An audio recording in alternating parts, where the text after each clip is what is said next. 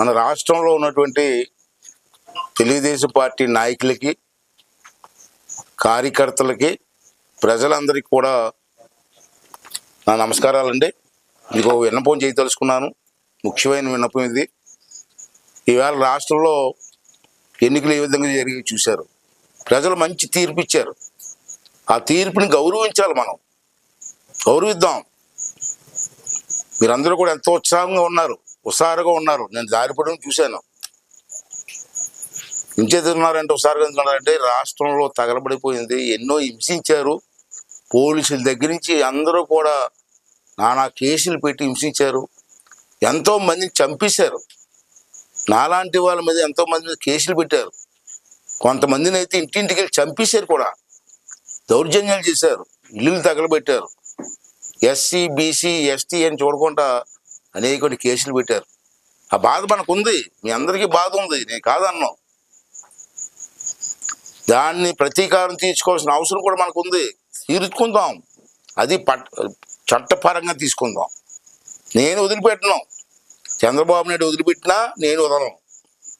మన మీద ఎవరైతే కేసులు పెట్టారో, మన కార్యకర్తల మీద ఎవరైతే దౌర్జన్యం చేశారో వాళ్ళందరినీ కూడా కటకటాల పంపిస్తాం. అవసరమైతే వాళ్ళు చర్య తీసుకుంటారు. దాన్ని వదిలిపెట్టే ప్రసక్తి లేదు. ఎంత పెద్దోడైనా. విశాఖపట్నంలో భూములు దోపిడీ చేశారు.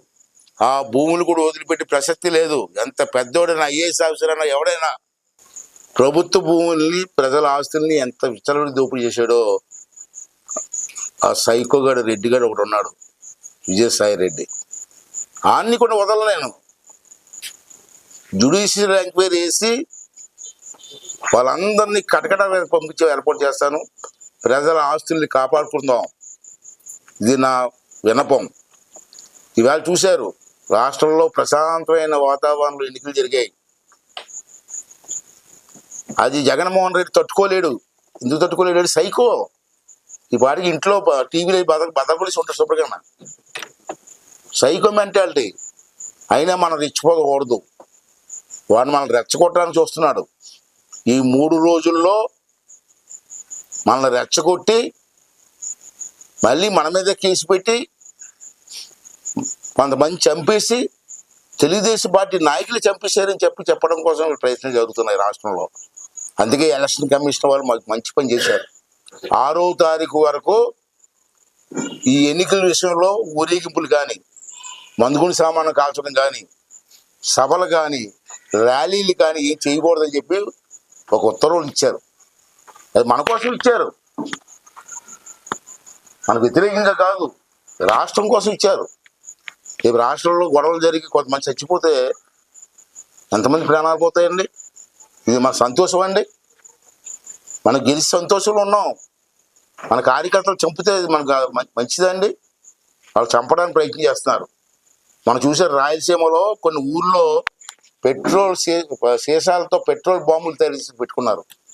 ఎందుకు పెట్టుకున్నారండి? వాళ్ళు ఓడిపోతారని తెలుసు. ఇవాళ మన ఇళ్ల మీద దాడి చేసి వాళ్ళని హింసించడానికి ప్రయత్నం చేస్తున్నారు. అవకాశం మనం ఇవ్వడానికి వీల్లేదు. దయించి మీ అందరినీ కోరుకున్న దండం పెట్టి మరీ కోరుతున్నాను. 6వ తారీఖు వరకు మీరు ఎక్కడా కూడా ర్యాలీలు తీయొద్దు, ఎవరితో గొడవలు పడవద్దు, దయించి ఎక్కడా కూడా మందుగుని సామాను కాల్చొద్దు, సభలు పెట్టొద్దు. రేపు 9వ తారీఖు చంద్రబాబు నాయుడు గారు ముఖ్యమంత్రిగా ప్రమాణ స్వీకారం చేస్తున్నారు. అప్పుడు వరకు ఒప్పుకు పట్టండి. ప్రమాణ స్వీకారం జరిగిన వెంటనే what is Chandrababu Naidu, what is cabinet అని చెప్పి చూపించే బాధ్యత మేము తీసుకుంటామని చెప్పి ఈ సందర్భంగా మనం చేస్తున్నాను. అంటే ప్రజలందరూ కూడా సహనంతో దయించి ఓపికగా ఉండండి. మంచి అవకాశం ఇచ్చారు ప్రజలు మనకి. ఎప్పుడు లేని మెజార్టీ ఇచ్చారు. ఆడి ప్రతిపక్ష హోదా కూడా రాలేదు. ఇవాళ ప్రతిపక్ష హోదా కూడా లేదు ఆడికి. అదే అంటాను, ఇప్పుడు కూడా తప్పు చేసిన వాడు దేవుడు క్షమించడండి. అసెంబ్లీలో చంద్రబాబు నాయుడు గారిని వాళ్ళ ఆవిడ్ని తిట్లు మర్చిపోతారు జనం. ఆ రోజు చంద్రబాబు గారిని వాళ్ళ ఆవిడ్ని తిట్లు, ఆ శాపమే ఈరోజు జగన్మోహన్ రెడ్డికి ఇటువంటి గతి పట్టిందన్న విషయాన్ని ప్రజలు కూడా గమనించవలసిన అవసరం ఉంది.